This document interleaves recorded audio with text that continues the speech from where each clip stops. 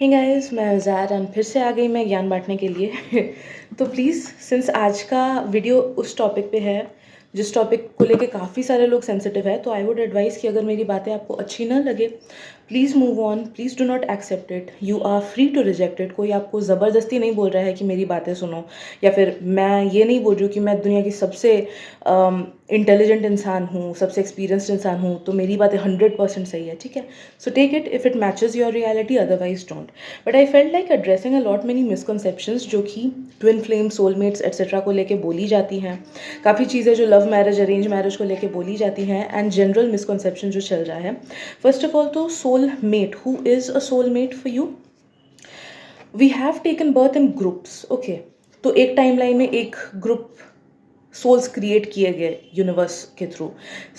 उसके थोड़ी देर बाद एक और ग्रुप, मे बी शायद से लाखों, मे बी शायद से thousands, I don't know about the numbers. Okay, तो जो लोग एक साथ ग्रुप में क्रिएट किए गए हैं by the universe, by the higher forces, उन लोगों को ग्रुप सोल बोला जाता है। यूजुअली मैंने जिन जिन लोगों के साथ बर्थ लिया है, उन उन लोगों के साथ मेरा ऑलमोस्ट हर जन्म का नाता है। किसी जन्म में वो लोग मेरे पेरेंट्स बन सकते हैं, किसी जन्म में मेरे स्पाउस बन सकते हैं, किसी जन्म में नेबर्स बन सकते हैं, किसी जन्म में पड़ोस की आंटी बन सकते हैं, डिपेंडिंग ऑन कितना कर्मा वर्कआउट हमने किस किस के साथ किया है, ओके। एंड ये रोल्स एक्सचेंज होती रहती हैं। तो जो आपके इनर सर्कल ऑफ लोगों में हैं, लाइक पेरेंट्स हो सकते हैं, स्पाउस हो सकते हैं, उनके साथ एक बार कार्मिक एंटेंगलमेंट फिनिश हो गया तो वो they take a step back, and उसके बाद ऐसे बर्थ्स लेने लगते हैं हम लोग उनके साथ जिसमें उतना एंटेंगल्ड वाले रिलेशनशिप्स ना हो। लाइक फ्रेंड हो सकते हैं, नेबर्स हो सकते हैं, रिलेटिव्स हो सकते हैं, ठीक है। एंड जो लोग पीछे थे, नेबर्स, रिलेटिव्स एट्सेट्रा, वो लोग आगे आ सकते हैं to take important people, like to take the place of important people like parents, spouse etc, ठीक है। तो वैसे रोल्स एक्सचेंज होती रहती हैं, एंड ग्रुप सोल के लोगों को ही आजकल बोला जाता है सोलमेट, ओके। तो इट्स नॉट दैट कि आपके सोलमेट आपके पार्टनर ही होंगे, इट्स नॉट दैट कि आपके सोलमेट आपके स्पाउस ही होंगे। Your mother can be your soulmate, your sister can be your soulmate, okay. जो भी पर्सन जिनके साथ आपने बर्थ लिया था एंड जिनके साथ काफ़ी सारे लाइफ टाइम्स आपने स्पेंड किए हैं to work out the karmas, that person is one of those people of your group soul. And आजकल के लैंग्वेज में उसी को सोलमेट बोल के कुछ भी ठप्पा लगा के कुछ भी बोला जा रहा है, okay. Once again, do not take these messages if you feel like you are not ready to accept these. Next, हम ट्विन फ्लेम्स की बात करें तो फर्स्ट ऑफ ऑल तो ट्विन फ्लेम्स समझ लो कि बहुत बहुत बहुत रेयर होती हैं, एंड भगवान जी को थैंक यू बोलो if you haven't met your twin flame, okay, if you are not a twin of that twin flame. क्योंकि पहली बात तो ट्विन फ्लेम्स होते क्या है, इट्स नॉट दैट कि वो एक पूरा एकदम फ्लावरी वाला रिलेशनशिप होगा। ट्विन फ्लेम इज एक सोल दो body, literally, okay, one soul two body. तो आपका जो ट्विन है, आप दोनों का सोल सेम है, बॉडी बस स्प्लिट हो गई है, okay. I would have attached an image right now, तो आप देख सकते हो कि ऐसे this is the total real scenario between twin flames. And usually क्यों ऐसा होता है, एक तो रीज़न होता है कि कभी कभार गलती से स्प्लिट हो जाते हैं, ओके।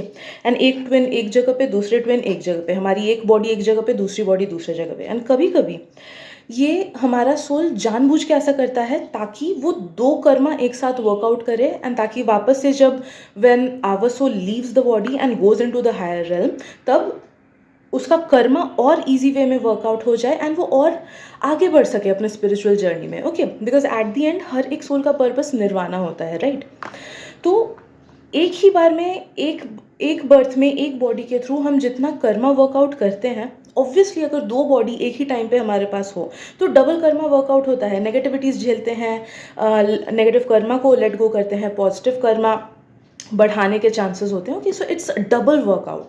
तो by chance if at all you have met your twin, okay, तो नो दैट कि वो रिलेशनशिप उतना स्ट्रांग हो ही नहीं सकता है, होगा, ऐसा नहीं कि नहीं होता है, but know that the initial phases will be extremely tough.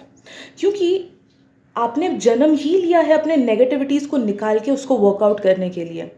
तो your twin will be affecting you in a way जिसकी वजह से आपका शैडो बाहर निकल आए, आपके नेगेटिविटीज़ बाहर निकल आए, आपका गंदा रूप बाहर निकल आए। And that is the catch. आपको अपने गंदे रूप को बाहर निकाल के यू नीड टू रियलाइज़ कि ओके ये मेरा शैडो है, मेरे में ये कमियां हैं, मैं ऐसे नेगेटिव रिएक्ट कर रहा हूँ। एंड फिर उसको हमको हील करना होता है। ओके जो मैक्सिमम लोग करते हैं क्या, नहीं कर पाते हैं, बिकॉज उतना अवेयरनेस हमें होता ही नहीं है once we come as human beings. Okay तो you need to realize this thing कि ट्विन फ्लेम्स बहुत अच्छा रिलेशनशिप को नहीं बोलते हैं। हाँ, सोलमेट्स का बहुत अच्छा रिलेशनशिप हो सकता है, डेफिनेटली हो सकता है, because you have taken birth and you have worked out Karma since so long, तो एक ऑटोमेटिक सा कंपैटिबिलिटी बैठ जाता है। लेकिन जब आप खुद ही से मिलते हो तो be extremely cautious and extremely aware of this fact कि आप खुद के नेगेटिविटीज़ को निकालने के लिए ही आए हो, so that you can work that out and अपने में आप सुधार ला सको ताकि आपकी सोल जर्नी आगे बढ़ सके। ओके तो and obviously this is something that is extremely rare, क्योंकि ये बहुत रिस्की भी होता है सोल के लिए, बिकॉज सोल को पता होता है कि एक बार हम इंसान बन जाए तो हमारा जो इंटेलिजेंस है, हमारी जो बुद्धि है, ओके जिसे डिस्क्रिमिनेटिव माइंड हम बोल सकते हैं, वो बंद हो जाती है टोटली। हमें वापस से ABCD से लर्न करना होता है। तो अगर कोई पास्ट जन्म में सेंट रहा है, डज नॉट मीन कि वो सेंट की इंटेलिजेंस को लेके ये वाला भी जन्म लेगा। ओके हमें स्टार्टिंग से वर्कआउट करना होता है, तो it's an extremely risky thing. तो या as per my knowledge of these many years, I have come to this conclusion, and yes, I believe that these are the real things. Baki you can agree with me, you can choose to disagree with me. I cannot take the responsibility for that, obviously, but this is something that I needed to address, because काफ़ी सारे लोग twin flames and soulmates के नाम पे पता नहीं कितना पैसा लूटते हैं दूसरों से। एंड यस, मिसकंसेप्शन हम भी खुद पालते हैं तो खुद ही दुख होता है हमको, because love and relationships are matters which can either make you और ब्रेक यू। तो इसीलिए दिस वॉज इम्पॉर्टेंट। ऑल्सो एक और चीज़ मुझे बोलनी थी regarding love marriage, arrange marriage, because देखो मेरे पास एक क्लाइंट रिसेंटली आई थी, and through her I got to understand कि लोगों को शायद से मिसकंसेप्शन है इस चीज़ को लेके भी। अगर आपके चार्ट में, या फिर I am not talking about astrology in any manner, but energetically अगर आपको किसी रीडर ने बोला है कि लव मैरिज ही होना है आपका, तो ऐसा हमेशा ऐसा नहीं होता है कि यू विल फाइंड समवन, उसके साथ you will fall in love and फिर लव मैरिज होगा। इफ समवन इज सेंसिंग कि आपके चार्ट में लव मैरिज है, सॉरी आपके भाग्य में लव मैरिज है, इट माइट ऑल्सो मीन कि यू विल मीट समवन। अब वो अरेंज के थ्रू भी हो सकता है, लव के थ्रू भी हो सकता है, बट वो पर्सन आपको ज़िंदगी भर खुश रखेगा। झगड़े फसाद के चांसेस बहुत कम होते हैं, कंपैटिबिलिटी ज़्यादा होती है। So when we are talking about love marriage और marriage in a love setup, तो जानना कि मैरिज के बाद चीज़ें अच्छी होने वाली है। ओके तो वही रिफ्लेक्ट करता है। तो सम पीपल माइट मिस्टेकनली से, जो कि हम भी लाइक इन जनरल बात में हम भी ऐसे ही बोलते हैं कि लव मैरिज है, बट कभी कभार ऐसा होता है कि वो अरेंज के थ्रू ही आएगा, but the marriage will be really good. कितने सारे लव मैरिजेस ऐसे भी होते हैं कि लव तो हो गया, मैरिज हो गया, बट फिर डाइवोर्स हो जाता है या फिर नेगेटिव रिलेशनशिप हो जाता है। Okay would you call that a love marriage? No, you can not call that a love marriage. Okay तो वैसे ही चीज़ों को समझना। ऑल्सो एक और चीज़ मुझे बोलनी है कि बहुत ही कम लोगों का ऐसा होता है कि पार्टनर्स रिटन होते हैं कि इसी इंसान से कर्मा वर्कआउट करना है, इसी इंसान के साथ, एंड उसी के साथ आपका मैरिज होगा। मैक्सिमम लोगों के साथ क्या होता है कि सोचो मेरा एक कर्मा है एंड आप उस कर्मा के अकॉर्डिंग फिट कर रहे हो, तो universe will bring you into my life ताकि हम लोग कर्मा वर्कआउट कर सकें, एंड पोटेंशियल होता है कि हमारी शादी हो जाएगी एंड फिर हम लोग साथ में रहेंगे, so that we can work the karma out.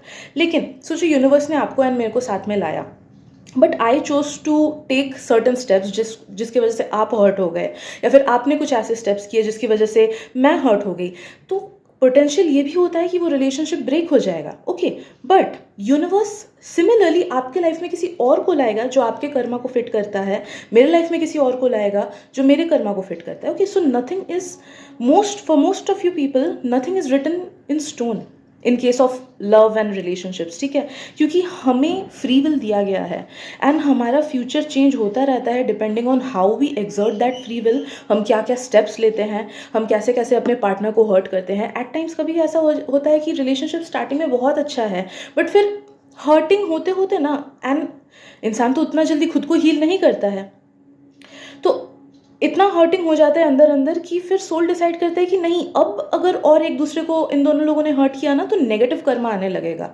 And हमारा जो सोल पर्पस है उस सोल पर्पस में हम पीछे हो जाएंगे। तो तब भी सेपरेशन आने लगता है। ओके, तब भी यूनिवर्स या फिर हमारा हायर सेल्फ कुछ ना कुछ करके हम दोनों को अलग करता है।